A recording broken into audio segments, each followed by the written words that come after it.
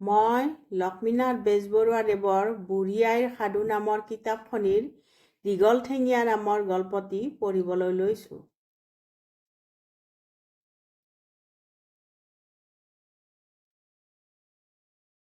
দীঘলঠেঙীয়া।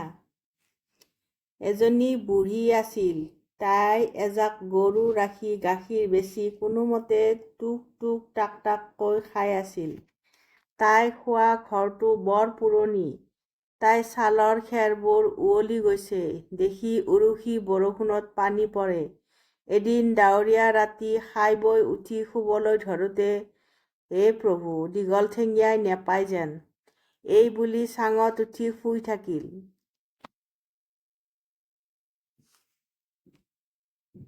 সেইদিনা ৰাতি এটা চোৰে বুঢ়ীৰ গৰু এটা চুৰ কৰি নিবলৈ বুলি আহি গোহালিৰ কাষতে লুকাই বহি বুঢ়ী শুবলৈ বাট চাই আছিল।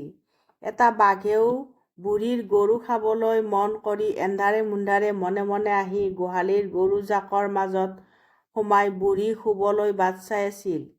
বাঘ আৰু চোৰ দুয়ো বুঢ়ীয়ে কোৱা কথাষাৰ শুনিলে, কিন্তু দীঘলঠেঙীয়া মানে কি সিহঁতে বুজিব নোৱাৰি ভাবিবলৈ ধৰিলে। কোনটো গৰু ভাল, কোনটো বেয়া এন্ধাৰে মুন্ধাৰে কেনেকৈ চিনিম? এতেকে যিটো গৰুৱে তাৰ টিকাত হাত দিলেই জঁপিয়াই উঠিব, সেইটোৱে নিশ্চয় চেঙা বা ভাল হ'ব। ইয়াকে সি থিৰ কৰি এটা এটাকৈ গৰুবোৰৰ টিকাত হাত ফুৰাবলৈ ধৰিলে। সেইদৰে সি হাত ফুৰাই চাই ফুৰোতে বাঘটোৰ টিকাত হাত পৰিলত বাঘটো জঁপিয়াই উঠিল। চোৰে ভাবিলে, এইটো বৰ কাটন গৰু, ইয়াকে নিব লাগিব। ইয়াকে ভাবি সি বাঘটোৰ নেজডাল পকাই দি তাক খেদি লৈ যাব খোজোতেই বাঘে ভাবিলে, এইটো বুঢ়ীয়ে কোৱা কিবা দীঘলঠেঙীয়াহে মোক পালে। এই ভাবি বাঘে আকৌ জাপ মাৰি উঠিল। চোৰে ভাবিলে, ই কম গৰু নহয়, ইয়াৰ পিঠিত নুঠিলে ইয়াক লৈ যাব নোৱাৰিম। ইয়াকে ভাবি চোৰে জাপ মাৰি বাঘৰ পিঠিত উঠিলত বাঘে ঠিক তাক দীঘলঠেঙীয়াই ভালকৈয়ে পালে বুলি থিৰ কৰিলে। গোহালিৰ পৰা ওলাই চেকুৰি লৰ মাৰিলে। চোৰেও গৰুটোৰ কেৰ্মতালি দেখি বুজিলে, সি গৰু নহয়, কিবা দীঘলঠেঙীয়াহে। আজি মোক সঁচাকৈয়ে দীঘলঠেঙীয়াইহে পালে। দুয়োকে দীঘলঠেঙীয়া বুলি ভাবি ভয়তে ততমত এৰিলে। চোৰক পিঠিত লৈ বাঘে ঢাপলি মেলি হাবিত সোমাবলৈ ধৰোঁতেই চোৰে মৰো জীওকৈ বাঘৰ গলধনটো মোটোকাই ধৰিলে। তেতিয়া বাঘে ভাবিলে, ই দীঘলঠেঙীয়া নহয়, ঘাৰ মোটোকোৱাহে।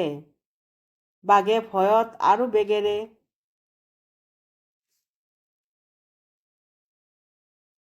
লৰ দিবলৈ ধৰিলে। চোৰে বাঘক ঘাৰ মোটোকায়ো ৰাখিব নোৱাৰি শেষত বাঘৰ নেঙুৰত হাত পৰিলত বাঘৰ লৰ আৰু চৰিল। লৰৰ কোবত চোৰটো বাঘৰ পিঠিত ৰব নোৱাৰি বাগৰি মাটিত পৰিল। কিন্তু সি বাঘৰ নেঙুৰডাল ইমান বজ্ৰলেপ মুঠিৰে ধৰিছিল যে নেঙুৰডাল চোৰৰ হাতৰ মুঠিৰে পেপা কাঢ়ি ৰল। বাঘ লৰ মাৰি সাৰিল।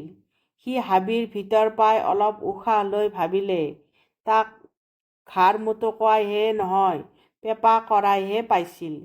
ইফালে চোৰে হাতত নেঙুৰডাল পিটিকি চিটিকি চাই দেখিলে যে সেইডাল গৰুৰ কি আন জন্তুৰ নেজ নহয়, বাঘৰহে নেজ। তেতিয়াহে তাৰ ভয় লাগিবলৈ ধৰিলে।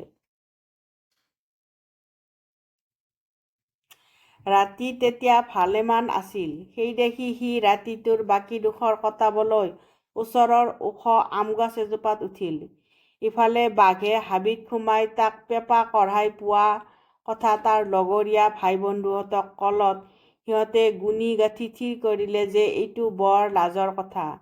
সিহঁত বনৰ ৰজা, এতেকে সিহঁতৰ লগৰীয়া ভাই ৰজা এজনক পেপা কঢ়াই এনে লঘু লাঞ্ছনা কৰিব, ই বৰ অসহনীয় কথা। ইয়াৰ প্ৰতিকাৰ নকৰিলে পেপা কঢ়াই পোৱা সেই বাঘটোৰ মাথো নেজডালহে গৈছে, সিহঁতৰ কিন্তু অপমানত নাক কাণ খোপাই যাব আৰু তাৰ বাহিৰেও পেপা কঢ়া বুলি যদি কোনো জন্তু সিহঁততকৈ বলী হৈ ওলায়, তেন্তে সিহঁত ৰজাৰ শাৰীৰ পৰা গৈ খৰি ভাৰী পানী ভাৰীত পৰিবগৈ। সেই দেখি সকলোবোৰ বাঘে লৰালৰিকৈ মেল পাতি ইয়াকে আলোচ কৰিলে যে অলপো পলম নকৰি তেতিয়াই সিহঁতে পেঁপা কৰাৰ বিৰুদ্ধে যুদ্ধযাত্ৰা কৰি যোৱাটো উচিত। দুকুৰিমান বাঘে পেঁপা কৰাক বিচাৰি চলাথ লগালে, কিন্তু ক'তো সিহঁতে পেঁপা কৰাক নেদেখিলে। শেষত এটা বাঘৰ চকু সেই আমজোপাৰ আগত পৰিলত সি পেঁপা কৰাক তাত বহি থকা দেখিলে। সেইটো পেঁপা কৰা বুলি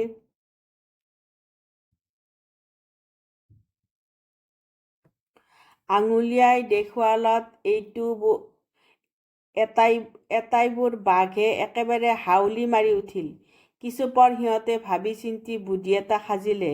পেঁপা কৰাক ঢুকি পাবলৈ সিহঁতে এটাৰ পিঠিত আকৌ এটা, সেইটোৰ পিঠিত আন এটা, এইদৰে উঠি ওখ হৈ গ'ল।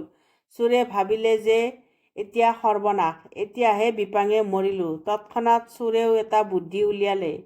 সি দেখিলে যে নিচেই তলত পেঁপা কৰাই পোৱা বাঘটো সেই নেগুৰ খৰা বাঘটোক চোৰটোৱে গলগলীয়া মাতেৰে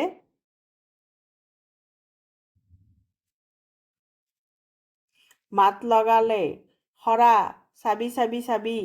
খৰা বাঘে ভাবিলে আকৌ পেঁপা কৰাই আনবোৰক এৰি মোকহে ধৰে নেকি।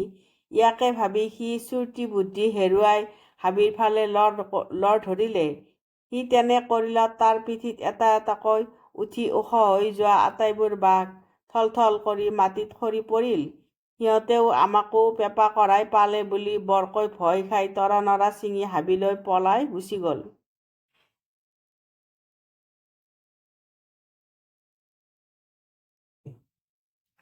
চোৰে ৰাতিটো তাতে থাকি পুৱাতে গছৰ পৰা নামি তাৰ ঘৰলৈ গুচি আহিল আৰু তেতিয়াৰে পৰা সি চুৰ নকৰোঁ বুলি শপত খালে।